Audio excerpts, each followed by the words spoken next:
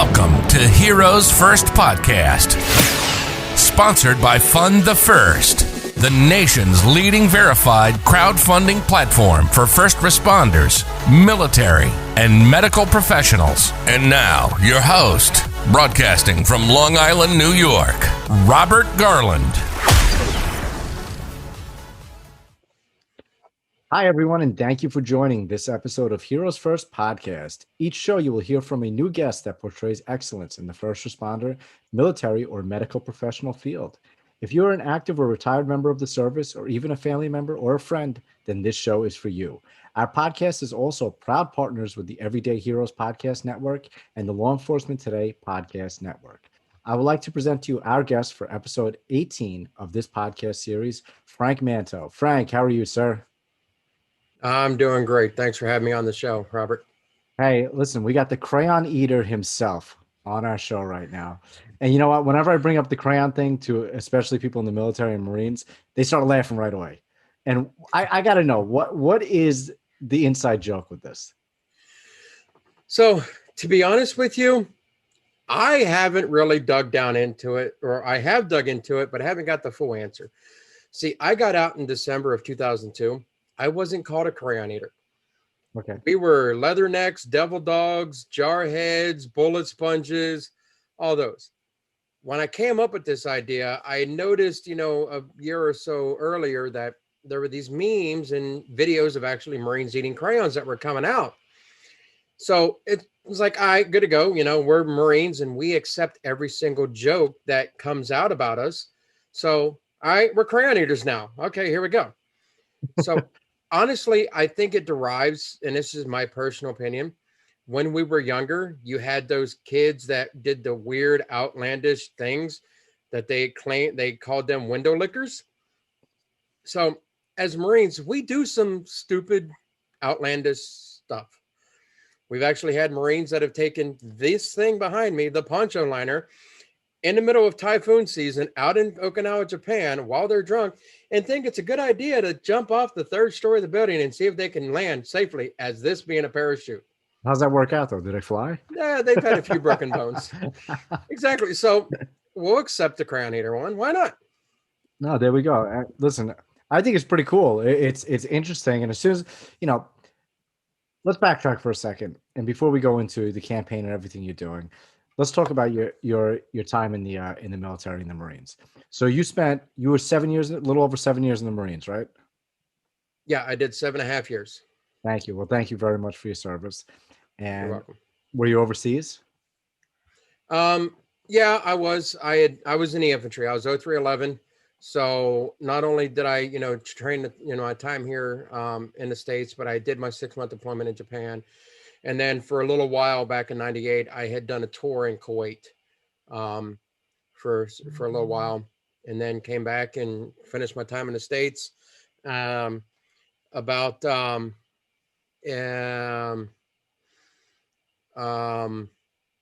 whenever 9/11 happened. And all of a sudden we're now here. It's in our own country. We're being hit upon. And I was always that go-getter, that hard charger, that wanted, just kept pushing and pushing and pushing and pushing and everything.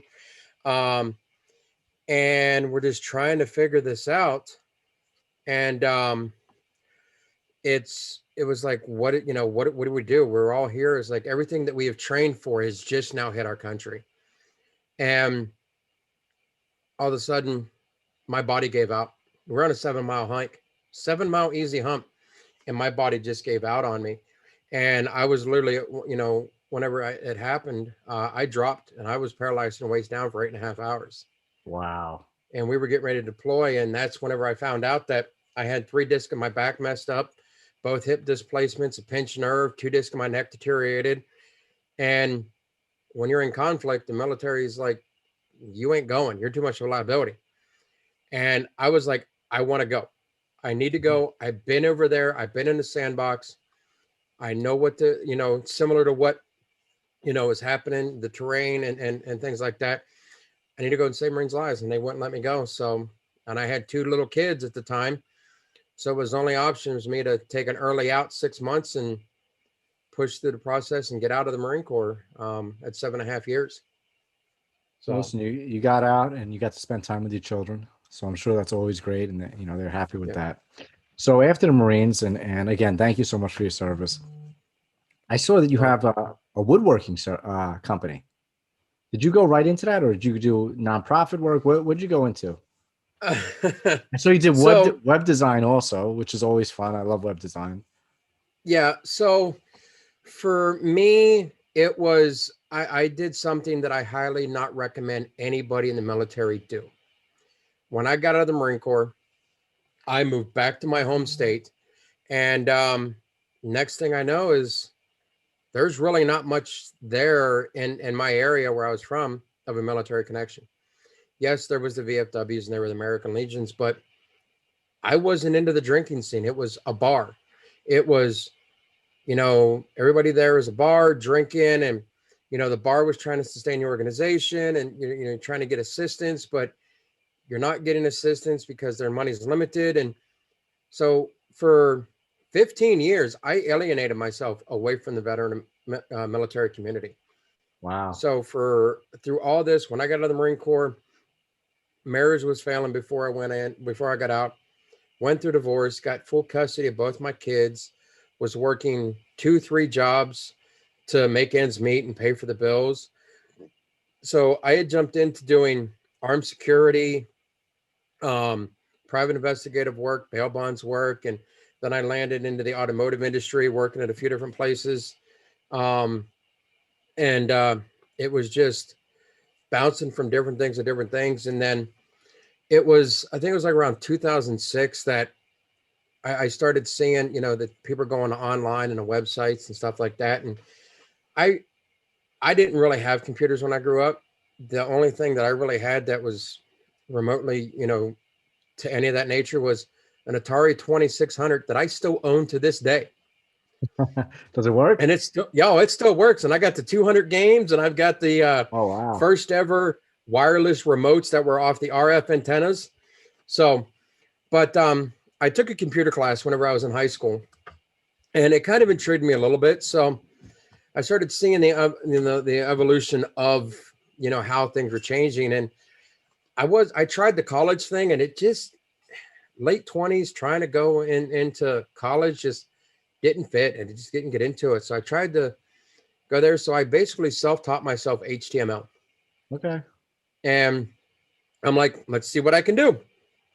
Learned how to do it, play with it. And then I turned it into my own little web design business, and it did fairly decent. I was able to get some of the businesses in local areas online and stuff like that. And then it was in 2013 that I'm like, I left this area for a reason the first time. My kids were teenagers at the time, a lot of chaos going on with their biological mother and stuff. And I was just like, I need to give my kids a chance. So I did one of the stupidest things that I would recommend somebody not to do is I packed up a 4-bedroom house, shoved it in storage, told the owner with the land contract that I was on, take back the house. Here you go, whatever. Packed a suitcase, one-way ticket for me and my kids out here to San Diego. Wow. No job, no vehicle, didn't know anybody, and did what I learned in the Marine Corps. Boots on the ground, hit the ground running. And I went and found out that because I didn't have any certifications, nobody wanted to hire me in the web design.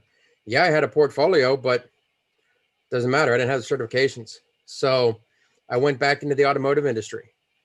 And while I was there, I advanced up into the company. Within 2.5 years, I was a store manager. And when I took over as a store manager, there was a team member that brought in these amazing peanut butter truffles that were better than any Reese cups that I've ever tasted in my life, and found out that she had went to school to be a pastry chef. So that was in the mental Rolodex. And when I just got tired of corporate and the way they were treating people, and I couldn't hire qualified people. They wanted counter people, not parts people. Somebody that can read the screen and just follow the steps and not know if you don't need an engine size for a set of wiper blades. But so I just like, you know what? I'm fed up. And my kids were involved in a high school, and they were different activities, band and choir and things of that nature. And I found out that they needed props during the football season and during competition season. So I got involved with the other volunteer parents, and started helping them out and, working on the props. And that's when it hit me. I'm like, I miss the working with the wood. I miss building things, because when I grew up in the backwoods of Ohio, and I literally, working on the farms, you build everything you needed. Mm-hmm. And I took wood shop in high school. So I'm like, I'm going to I want to be able to do the woodworking. So I quit the job, cashed out my 401k, and went and bought $3,000 worth of tools off of Craigslist, Facebook, and all those things, and started my woodworking business. And I did custom home decor, small furniture, things of that nature, and it was going pretty decent. And that was in April of 2017. Later on that year, the high school color guard asked if I could make them a giant picture frame. I'm like, sure, not a problem.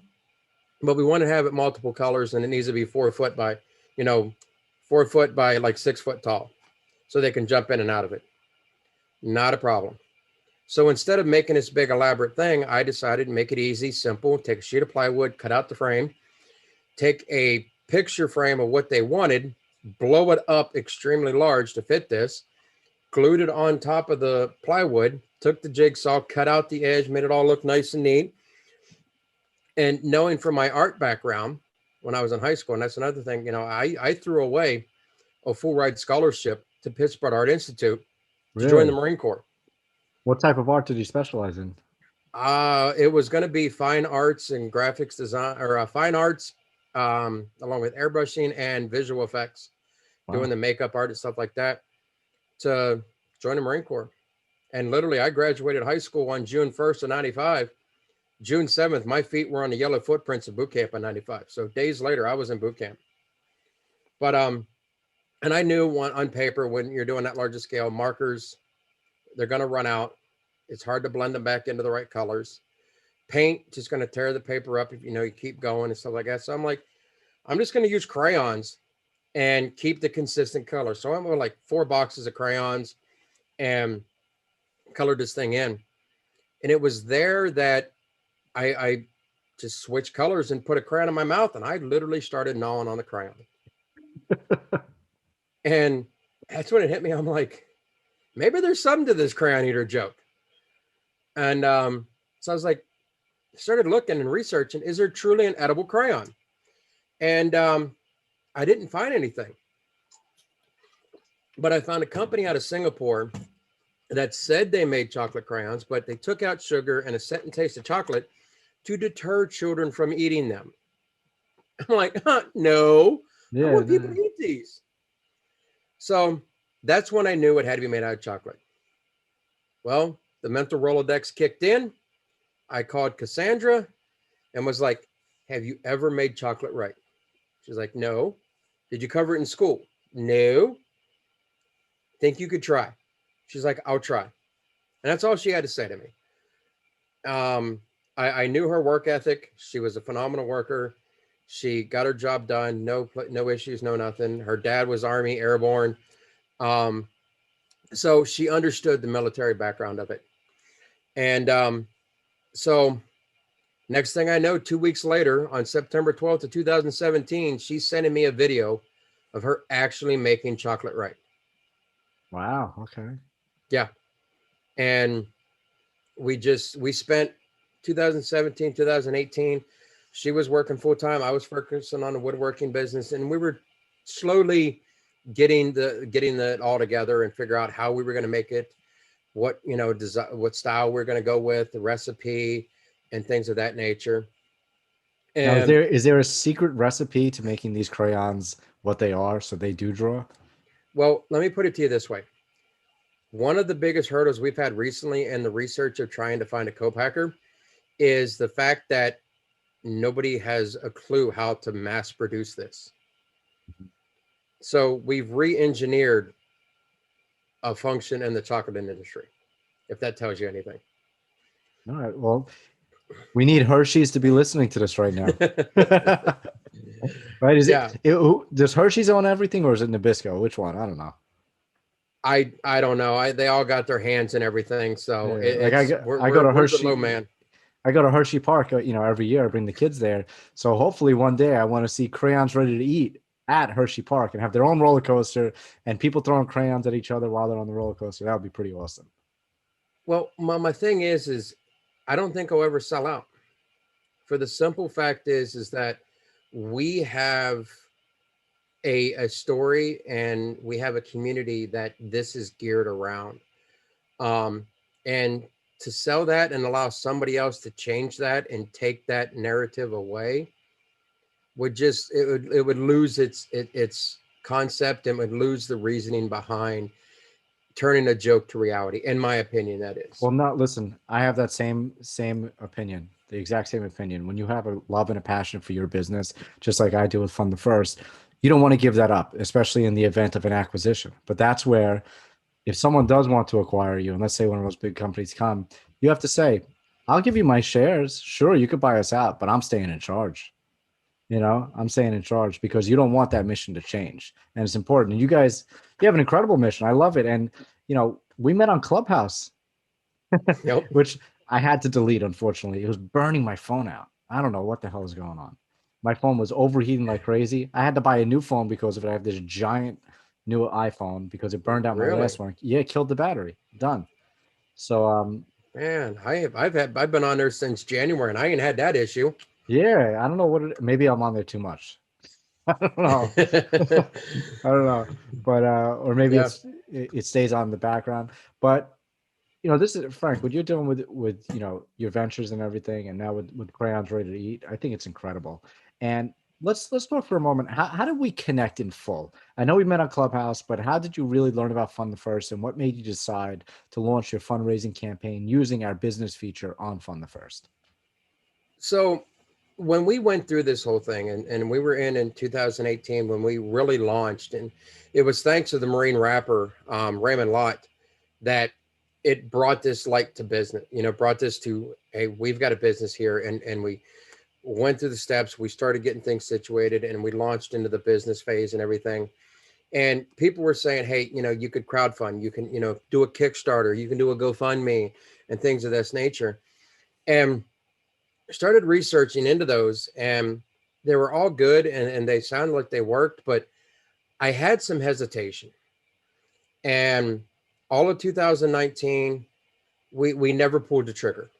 Because the concern is we didn't know what it was going to cost to get into a co-packer. We didn't know what it was going to take, and we were still learning it. And the fact that when you get into those, you have a deadline. You've basically got to set an end date. And if you don't make those funds, you don't get them. And it's like, it's that risk of that gamble. If people were donating, they want to make sure they get the products. So we never pulled the trigger. COVID came, shut us down. County stopped us. I ended up going back to work at my old company because I had bills to pay. And then Clubhouse come along. And it basically filled that void of the fact that I got plugged back into the veteran community in late 2017 or early 2018, late 2018, of that networking, that camaraderie and everything else. And Clubhouse came along and brought that networking back. And we were in a room where we were talking about the businesses we do and what we're doing and what we're starting. And you talked about the Fund the First, that it was about, first responders, military, and it's verified through ID Me. And that was really a big one for me, is because I've seen and heard the stories about people being scammed and things of that nature. And they're not really vetting or verifying the people that are coming onto this platforms. And when you said that, I'm like, all right, let me look into this. And I talked to you, on the Clubhouse, and was like, got some question answered. And I immediately went to your website. And when I found out that I was able to start requesting funds that I could put into the business and start covering the little steps and the cost needed, it was a no-brainer. It was like, okay, this is the crowdfunding platform that we're going with. This is the most beneficial. We're verified. People want that there's still room for scam, but they know that they're actually they're doing what you say you're going to do. And then I ended up reaching out to you. You helped me out. You walked me through it. Eased my mind on some of the other concerns. And from the time I met you to the time that we launched the campaign was only 6 hours. It was fast. Yeah. And I was like, holy crap. And it was like, it was the best option for the company to go that route. Now, we're super happy that we were able to see, meet with you and see your campaign go live. And with the business venture, like you were saying on our platform, we allow for businesses to raise donation-based capital. And what that means is they're not giving up equity in their company. They're raising donations and they're giving back tier systems as long as they reach their goals. So people are donating, and it all depends on what the story is. Some people give tiers right away. Some others, they wait for their campaign to really be fully fulfilled where they could give their tiers back. And that's all explained in the story, which is really great about the platform. Again, like you said, ID.me verifies everything. We vet all the campaigns as well. And you remember the campaign didn't go live right away. We had to make sure everything was good. Then it went up. So I'm gonna show it. I'm gonna share the screen. So if anyone's watching, when they pull up our video, I'd love for them to see your campaign. And let's see right here. So we got your campaign up right here. So you have this nice video. I'm not going to click play, but it's help us ship our edible crayons. And now I remember when we were speaking, you have to get all the licensing, right, to be able to ship cross state.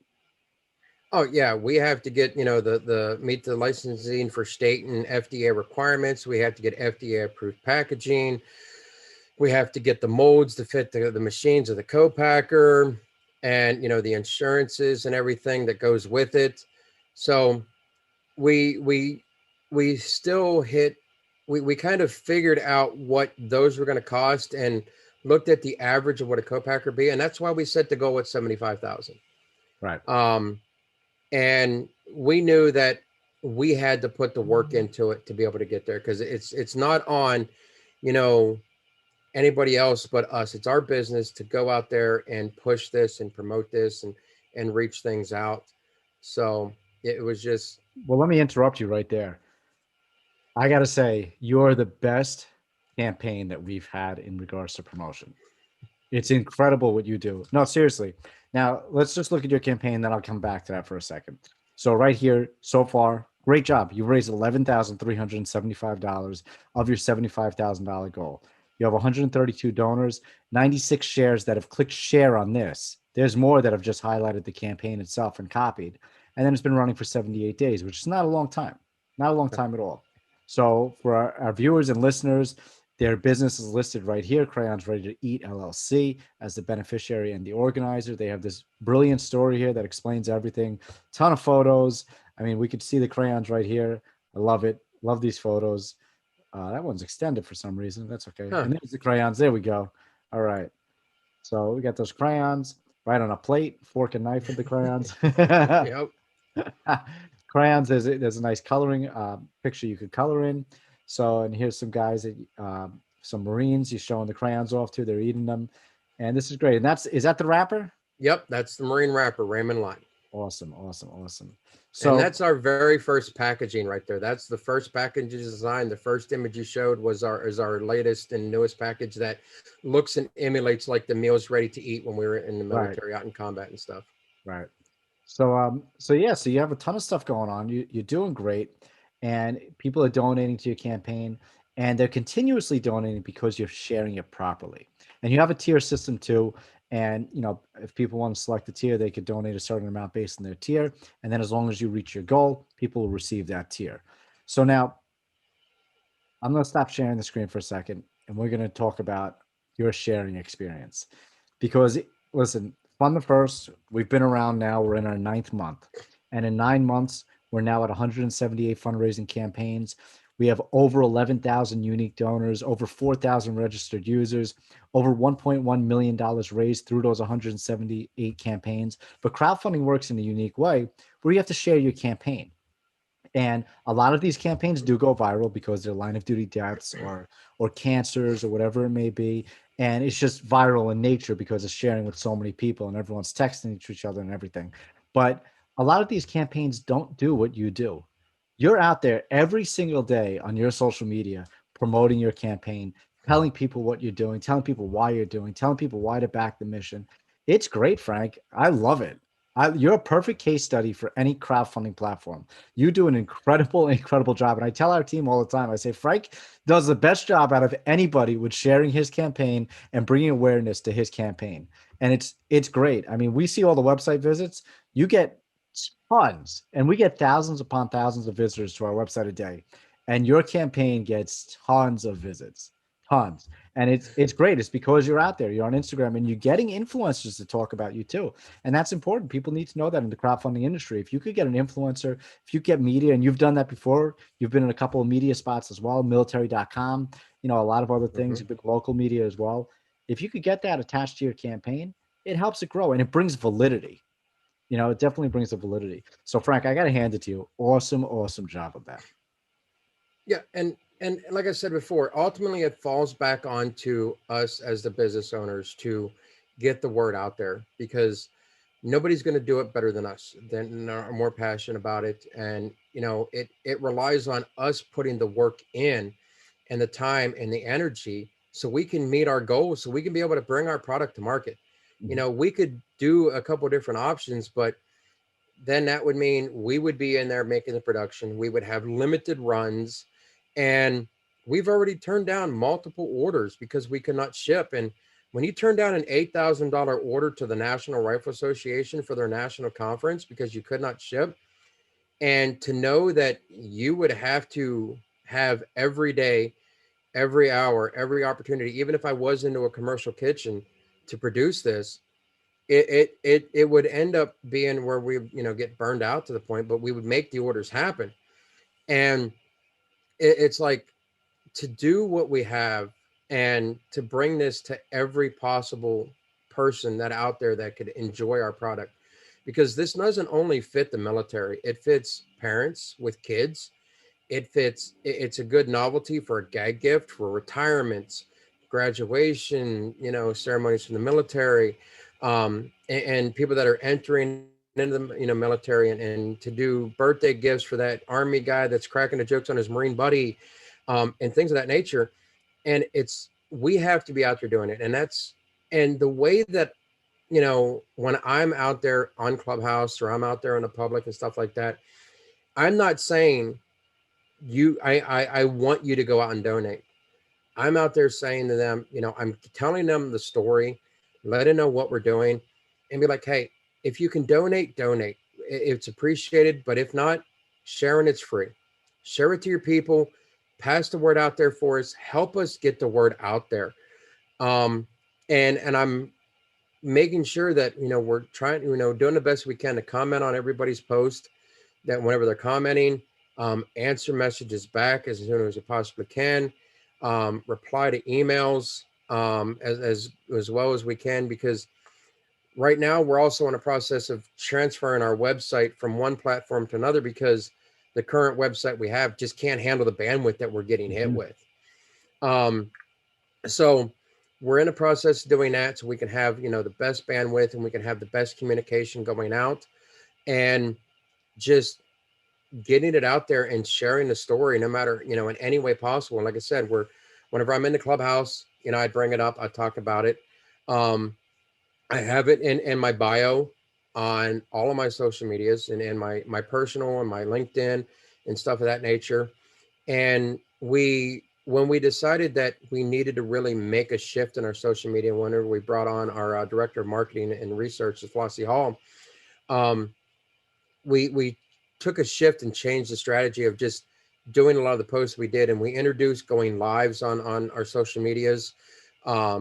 We started out doing weekly lives on YouTube and Facebook, called Crayon Eaters Unite, where we bring people on And we're talking about how we've connected with them and how we've interacted with them. A lot of them are people that's actually tried our product in the beginning here locally.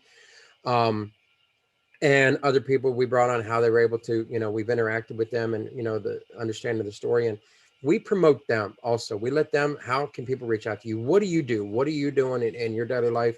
So it's not focused on us 100%. And so those people that we're bringing on are also sharing us and talking about us and helping us get the word out there. And we're trying to build this into a community, as well as we created a Facebook group called Crayon Eaters Unite, to get this out there, to make this whole thing of a community and look at it as a community and not just a business or a brand. Because without the community, we can't do what we need to do and produce, to the masses as we want to. That's perfect. And you know what? There's not many mission-driven companies out there, and you have a serious mission behind you. And to be able to instill that within your brand is very important. And that's why people will get behind you and they'll trust you, because business is business, but family is totally different from business. And when you could integrate those two and put them together and bring that audience together, it makes it so special. So special. Yeah. So no, Frank, you're doing an awesome job. And I love what you're doing, Crayons Ready to Eat. And I wish you all the success with it. Keep sharing. Share. Tag us. You tag Fun the First, we'll share it too. We put it in the story and everything. Well, so we actually just did you get the newsletter today? You were in the newsletter. I was just gonna say that I just saw that when you sent out the newsletter, we're in there, and we greatly appreciate that. That's that went out to 35,000 people. Thank you. So it went out to a lot of people. A lot of people viewed it. So it's great. Definitely great. So we're getting close to the end of the show. I have some things, because it's the Heroes First podcast. There are some specific questions that I ask on the show. Don't worry, nothing political, nothing crazy or out of control. But first question I want to ask: everything you've done in your career, and I think you've led an awesome career. Your story is very it's heartfelt. You have a nice story, and where you are today, I think you're definitely where you want to be. But I'd ask you, would you do it all again? No, because what's in the past is in the past. What has got me there, what I've done there, has led me to today. I can't change what happened yesterday, so there's nothing to repeat. I need to focus on today, now, and what I'm doing to make sure I get to tomorrow. That was, you know what? You're the what is this? The 18th episode? First person to say something like that. That was incredible. No, that's a great answer. That's a great answer. It's deep. It's really deep. That's a great answer. Everything we do, everything we've interacted with happened for a reason, and it gets us to where we are at this very moment. You're 100% correct. I love it. Next question I'm going to ask: what does a hero mean to you? For me, it's somebody that's willing to think of others before themselves, but making sure that themselves are, come first, if that makes sense. Absolutely. You got to make sure that you get yourself straight and taken care of, so you can be able to help others and give back to others and add value through what you know and what you're involved in, and making sacrifices. It's one of the things we do in the military is we give up a lot of our freedoms and a lot of our, livelihoods to defend this country. And the same thing that we should do in our business is that we need to make sure that we're giving back to, when we're able to, and finding the right people that align with us that we can help and support, and taking our knowledge and sharing that knowledge and giving them the opportunity to do the same thing. Perfect. Great answer. So last question I'm going to ask before we end our show, and I want you to answer this. The first thing that comes to your head, and you're going to pause, I'm sure. Well, actually, you know what? You may not pause. Knowing you may not pause. You might spit it out right away. First thing that comes to your head: if you were to have one superpower, what would it be? one superpower, if I had it to be, I wouldn't want one. Because we all have weaknesses. We learn from our weaknesses, and we have to excel, and we have to be able to get our, figure out what works for us and what doesn't. So I don't need anything to aid me in being better, but me learning from my failures and my mistakes. Frank, I think we're going to have a deeper conversation on a different show. Those are some deep answers. And you know what? I'm going to give you someone to look into right now. I'm going to show you a book really quick before we end the show. Have you ever heard of Simon Sinek? No, I have not. You see this book right here? Leaders Eat Last by Simon Sinek. Okay. Buy that book and read it. You will love it. I think that's a perfect book for you, especially with the answers you're giving and everything you're doing. You will love it.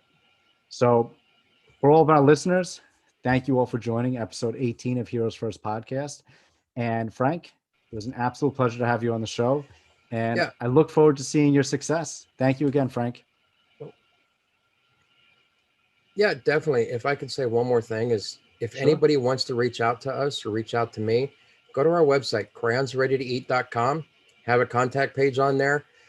Email us, if you want to get a hold of me directly, email me. You got any questions, email on there, and then my director of administration will forward over to me, and I'm willing to help out. Sign up for our email list so we can be able to make sure you can get informed and stay up to date. And of course, share our crowdfunding if you can. Donate if you would like to. Thank you for having me here. I appreciate it. Great, Frank. Thank you so much. Bye. You've been listening to the Heroes First Podcast with Robert Garland. We hope you've gotten some useful and practical information from the show. Make sure to like, rate, share, and review. We'll be back soon, but in the meantime, make sure to visit fundthefirst.com and follow us on social media at fundthefirst. See you next time.